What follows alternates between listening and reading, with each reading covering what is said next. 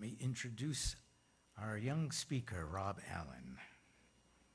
Serves as the congregational head of the U2C3 music program and also co-hosts the games group every first and third Sunday. A lifelong nerd and Star Wars fan, he grew up on the movies, TV shows, and games. Let me give you Rob Allen.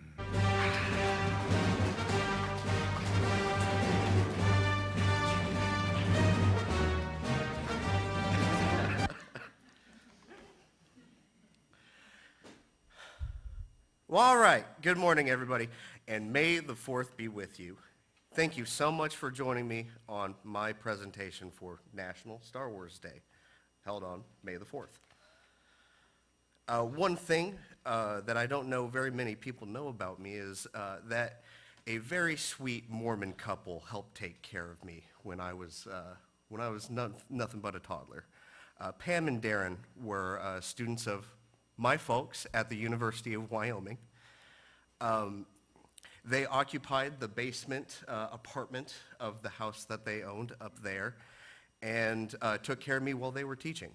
Some of my most vivid, pre-fully sentient memories are from spending time with them and their families, whether it was assembling fly fishing hooks, hunting elks in the mountains of Wyoming, or attending demolition derbies.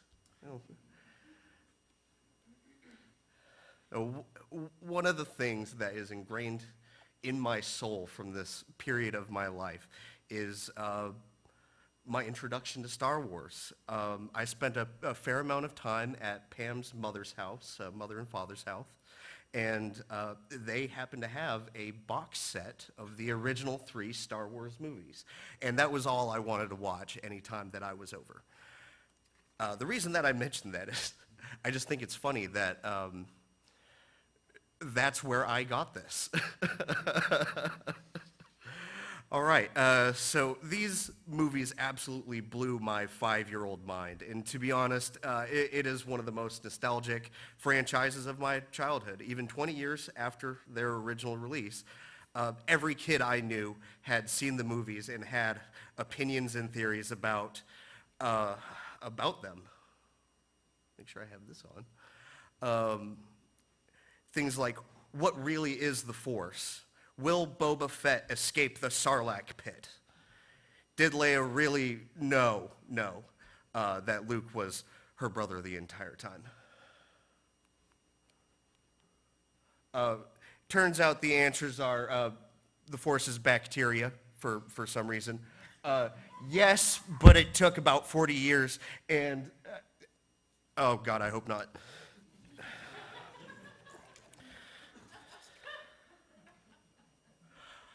Often revered and lampooned, Star Wars is a lot of things for a lot of people.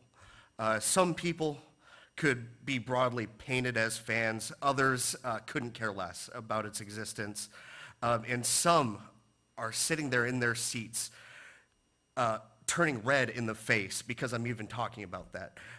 Don't worry, those are just Star Trek fans. Feel free to ignore them, they're used to it. For those of you who know nothing about the movies, here's all you need to know for today's purposes. Star Wars is a space opera about 2 warring factions. The Jedi, who use a mysterious force to aid others and center their own minds and bodies peacefully, and the Sith, who use the Force maliciously to seek power and further their personal ambitions. The movies follow the story of Anakin Skywalker, a young Jedi who gradually gives into his darker tendencies and becomes the Sith Lord Darth Vader. His estranged son learns the way of the Force, and from his former master's teachings, he eventually confronts him in a final battle for the fate of the galaxy. I'd talk a little bit more about the newer movies, but they weren't very good, and I'll leave it at that. Uh, sorry, I told myself I'd be objective while writing this, and that my opinions kind of seeped in. Originally debuting on May 25th, 1977, Star Wars opened to mixed reviews. Star Wars taps the pulp fantasies buried in our memories, and because it's done so brilliantly, it reactivates those old thrills, fears, and exhilarations we thought we'd abandoned when we read our last copy of Amazing Stories. Roger Ebert. Star Wars is like getting a box of Cracker Jacks, which is all prizes. This is the writer-director George Lucas's own film, subject to no business interference. Yet it's a film that's totally uninterested in anything that doesn't connect with the mass audience. Others didn't like it quite so much. The only way Star Wars could have been interesting was through its visual imagination and special effects. Both are unacceptable, or unexceptional. That is from Stanley Kaufman of the New Republic. Even some of the actors were baffled with what they were taking part of. Apart from the money, I regret having embarked on the film. I like them well enough, but it's not an acting job with the dialogue, which is lamentable. Keeps being changed and only slightly improved, and I find myself old and out of touch with the youngs. Alec Guinness, the original actor for Obi-Wan Kenobi. One particularly annoyed with the release of the Star Wars films was Dune author Frank Herbert, who said, "I will try not to sue." Many found Star Wars to be a vapid derivative ripoff of other works from science fiction. Comparisons to Star Trek, Flash Gordon were levied early on, and the science fiction community was rocked by a schism that is still present to this very day. Nerds were split on whether or not Star Wars should be even considered sci-fi, if the story including wizards and magical powers fit that mold. Despite all of this, though, the films had people wrapped around their local theaters. Whether or not people liked it, Star Wars had made a huge impact on the media landscape. With an initial budget of $11 million, that is $58 million adjusted to today's inflation, the original movie earned $775 million at the box office. The public was captivated with the flashy effects, endearing characters, and accessible story. Within the media that we consume, there is usually a specific element that grabs and holds our attentions. For me, as a kid, one of the most captivating aspects of Star Wars was, of course, the music, the soundtrack. Composed by John Williams and recorded by the London Symphony Orchestra. John Williams actually won an Oscar for his work on this movie. He provided the original music for the first 6 Star Wars movies, as well as many of my other childhood favorites, including Jurassic Park, Indiana Jones, Harry Potter, many, many others. Thought to be largely inspired by The Planets by Gustav Holst.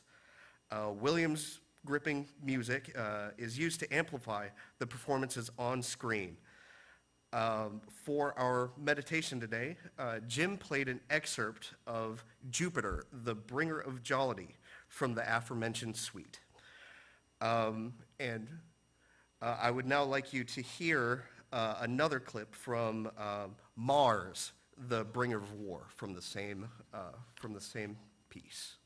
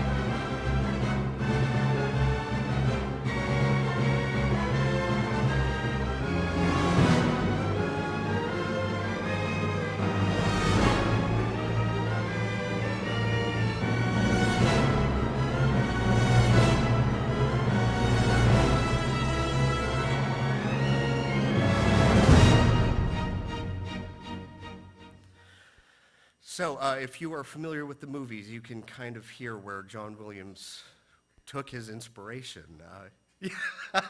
Copied it. Not quite, but I would say paying homage to his earlier 20th century predecessors, Williams' score illustrates the vastness of space with his shimmering string lines, the weight of the low brass to emphasize the tense moments within the story. Another compositional tool that he used throughout the series is leitmotif, a practice in which melodies or entire chord progressions are assigned to different characters. So as characters appear and are mentioned in the movie, the music changes in the background to reflect that character. Others latched on to the toys. The collectibles and other products of Star Wars have been huge over the last decades. In the first year after the film was released, Star Wars product netted over $100 million. So obviously this became an integral part of the marketing for the films going forward. I will allow Mel Brooks to explain.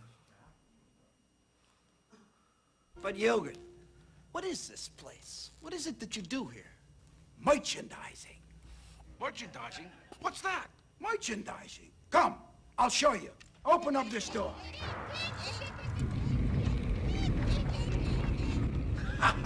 Come, walk this way. Take a look. We put the picture's name on everything. Merchandising, merchandising, where the real money from the movie is made. Spaceballs the t-shirt. Spaceballs the coloring book. Spaceballs the lunchbox. Spaceballs the breakfast cereal. Spaceballs the flamethrower. The kids love this one. Last but not least, Spaceballs the doll. Me. May the Schwartz be with you. Adorable.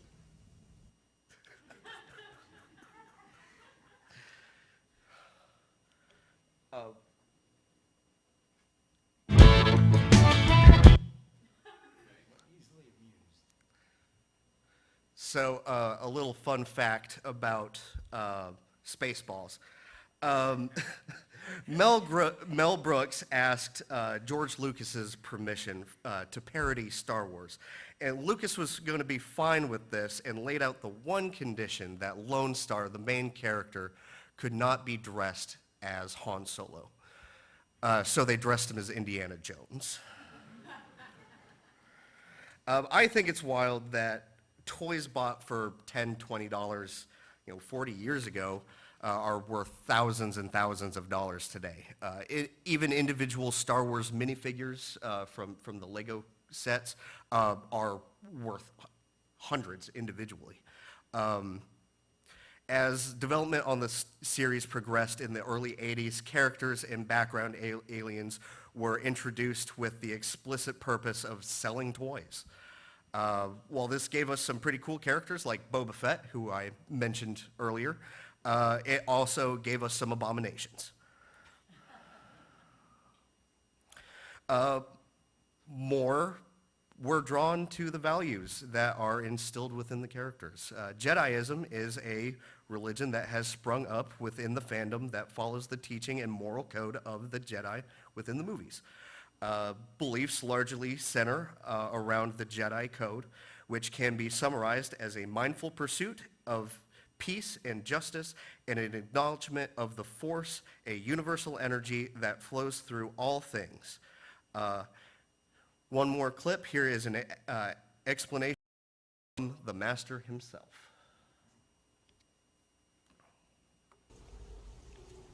Hear you nothing that I say? Master, moving stones around is one thing. Different. No, no different. Only different in your mind. You must learn what you have learned. All right, I'll give it a try. No, try not. There is no try.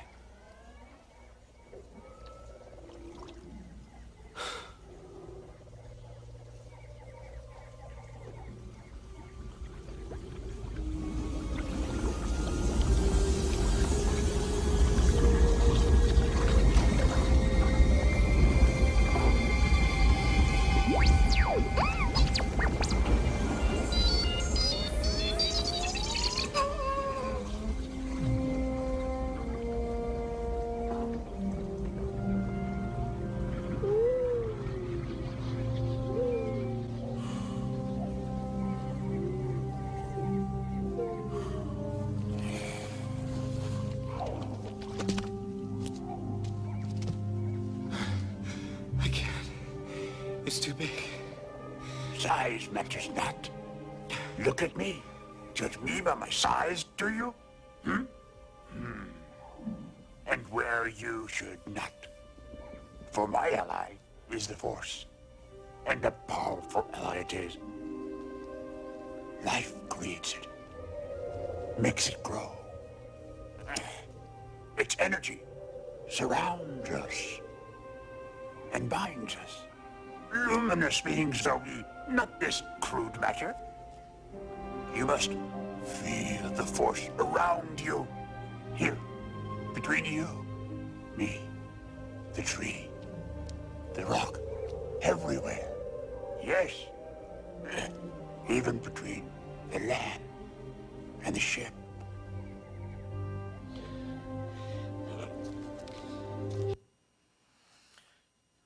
All right, thank you, Yoda.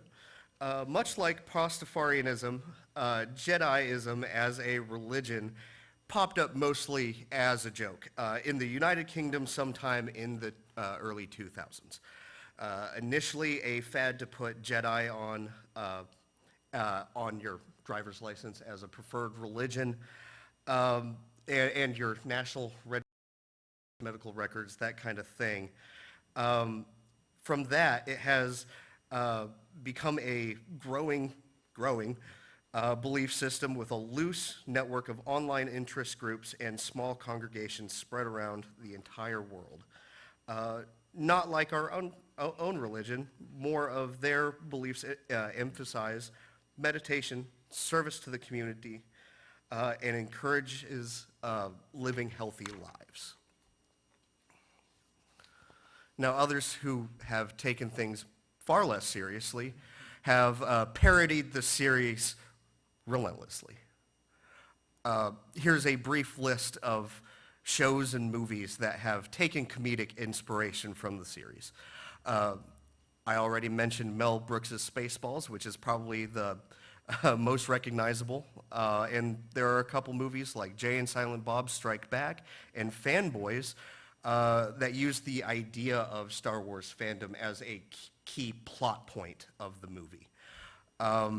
Both Family Guy and Robot Chicken have had multiple Star Wars themed specials, and others like The Simpsons, Saturday Night Live, Rick and Morty, and Pinky of the Brain have also parodied the series.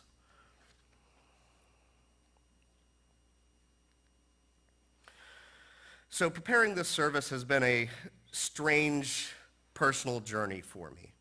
While I have a nostalgic soft spot for the series, I have also realized that my own relationship with the series has changed. When I was a kid, all we had was the movies. And we just kind of had to be fine with it. Now we have spin-off movies that don't even have the original characters in them, shows, cartoons, video games, all with canonical tie-ins to the original films. I mentioned earlier that the initial budget of the first Star Wars movie was $11 million. Well, that has ballooned to nearly $10 billion of sales per year.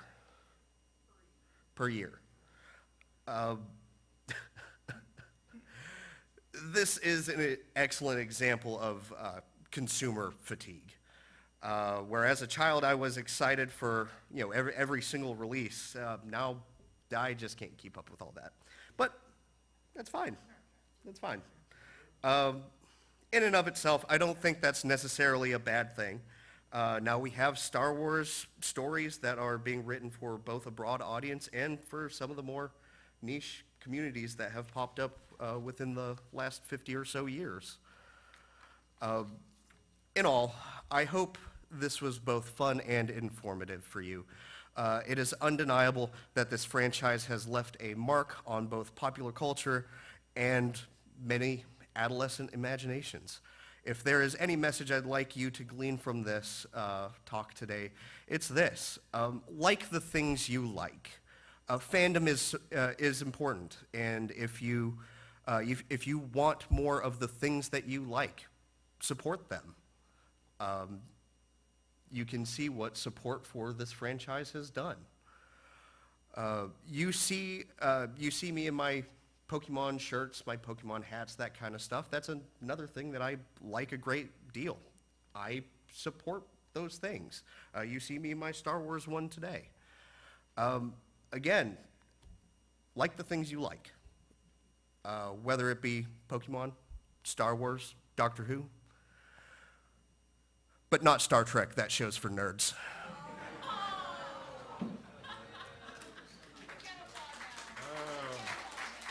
The old mic dropped. May the farce be with you, sir.